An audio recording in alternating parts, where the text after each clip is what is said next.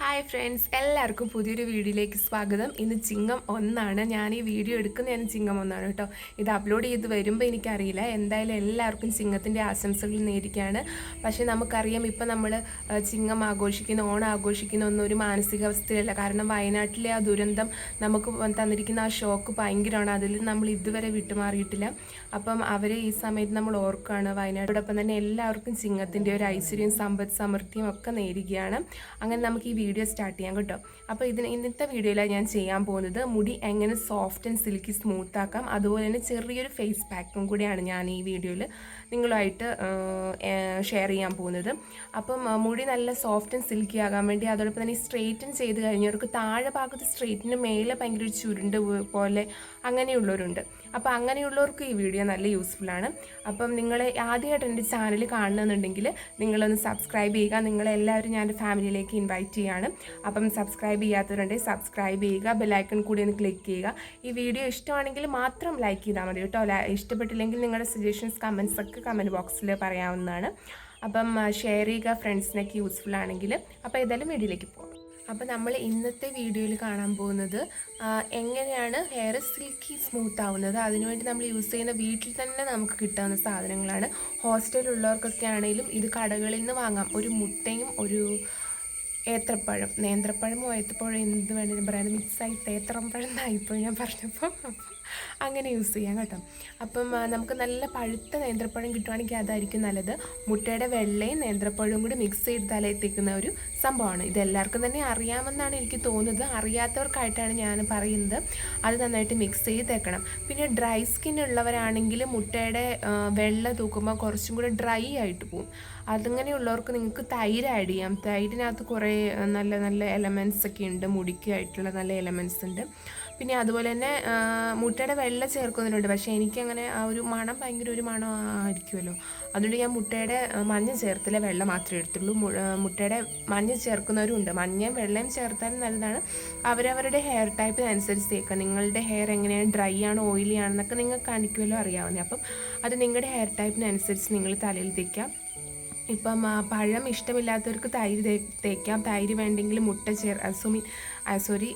Banana പഴം ചേർക്കാം. അങ്ങനെയൊക്കെ ആയിട്ട് നിങ്ങൾക്ക് മാറ്റിയെടുക്കാം. അപ്പം നമ്മൾ ഈ വീഡിയോ കാണുന്നതിന് മുന്നേ നിങ്ങൾ ഈ ഹെയർ സോഫ്റ്റ് ആൻഡ് സ്മൂത്ത് ആകുന്ന ആ ഹെയർ പാക്ക് അപ്ലൈ ചെയ്യുന്നതിന് മുന്നേ ഞാൻ മുന്നത്തെ വീഡിയോയിൽ ഒരു ഹെയർ ഓയിലിങ്ങിൻ്റെ ഒരു സ്റ്റെപ്പ് ഇട്ടിട്ടുണ്ട്. അപ്പം ഹെയർ ഓയിൽ ചെയ്തിട്ട് വേണം നിങ്ങൾ ഈ പാക്ക് അപ്ലൈ ചെയ്യാൻ, അല്ലെങ്കിൽ മുടി ഭയങ്കര ചകിരിനാര് പോലെയാവും. അപ്പം നിങ്ങൾ ആ ഒരു വീഡിയോയും കൂടെ കണ്ടിട്ട് വേണം ഈ ഒരു പാക്ക് അപ്ലൈ ചെയ്യാൻ. മുട്ടയുടെ വെള്ള കിട്ടിയിട്ടുണ്ടായിരുന്നു. അപ്പോൾ ആദ്യം തന്നെ നമ്മൾ മുട്ടയുടെ വെള്ളം എടുക്കുകയാണ്. ഞാൻ മഞ്ഞ വരാത്ത രീതിയിലാണ് മുട്ടയുടെ വെള്ളം എടുക്കുന്നത് കേട്ടോ. നിങ്ങൾക്ക് മുട്ടയുടെ മഞ്ഞയും കുഴപ്പമില്ല എന്നവരുണ്ടെങ്കിൽ അത് യൂസ് ചെയ്യാം. ഞാൻ മുട്ടയുടെ വെള്ളയാണ് ഉപയോഗിക്കാറ്. അതുകൊണ്ട് ഞാൻ മുട്ടയുടെ വെള്ളം മാത്രം ഉപയോഗിക്കുകയാണ്. അപ്പോൾ അത് പൊട്ടിച്ച് ഞാൻ പാത്രത്തിലേക്ക് ഒഴിച്ച് കഴിഞ്ഞിട്ട് രണ്ടാമത്തെ മുട്ട മാറ്റി വെച്ചിട്ട് അത് യൂസ് ചെയ്തില്ല.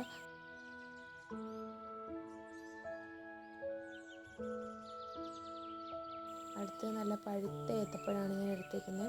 ആ ഏത്തപ്പഴത്തിൻ്റെ തൊലി കളഞ്ഞിട്ട് നമ്മൾ ചെറുതായിട്ട് അരിഞ്ഞെടുത്ത് മുട്ടയുടെ വെള്ളയിലോട്ട് ചേർത്ത് കഴിഞ്ഞിട്ട് നമ്മൾ മിക്സിയിലിട്ട് അടിച്ച് ഒരു പേസ്റ്റാക്കി എടുക്കും. അപ്പം ഞാൻ അത് മുട്ടയും ഏത്തപ്പഴവും കൂടി അടിച്ചെടുക്കുന്ന സമയത്ത് ഇച്ചിരി കഞ്ഞിവെള്ളം കൂടി ഒഴിച്ചിട്ടാണ്, വെള്ളം കുറച്ച് വേണ്ടതുകൊണ്ട് കുറച്ച് കഞ്ഞിവെള്ളം കൂടി ഒഴിച്ചിട്ടാണ് ഞാൻ മിക്സിയിലിട്ട് അടിച്ചത്. നിങ്ങൾക്ക് വേണമെങ്കിൽ കഞ്ഞിവെള്ളം ഒഴിക്കാം, ഇല്ലെങ്കിൽ കുറച്ച് വെള്ളം ഒഴിച്ചാലും മതിയാവും.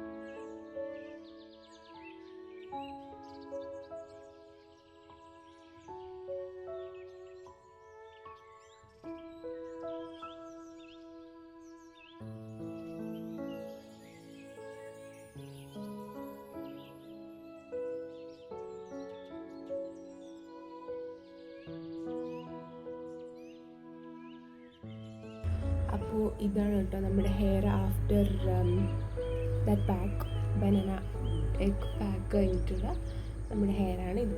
ഞാൻ കാണിക്കാൻ പോകുന്നത്. സി, ഞാൻ ജടയൊക്കെ നിവർത്തിയിട്ട് വരാം.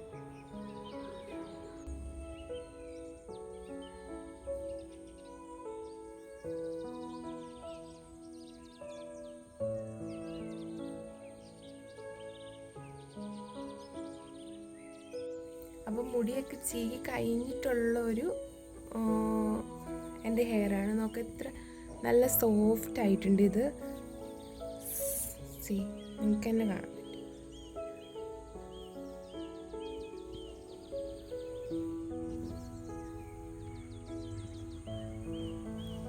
അപ്പം ഇന്നത്തെ വീഡിയോ ഇത്രയേ ഉള്ളൂ. അപ്പം ഞാൻ ഏതായാലും ഈ വീഡിയോ വൈൻഡപ്പ് ചെയ്യാണ്. ഇനി നിങ്ങൾക്ക് എന്തെങ്കിലും ഹെയറിൻ്റെ നിങ്ങളുടെ മുടിയുടെ പ്രശ്നങ്ങൾ കാര്യങ്ങളൊക്കെ എന്നോട് പറയുക.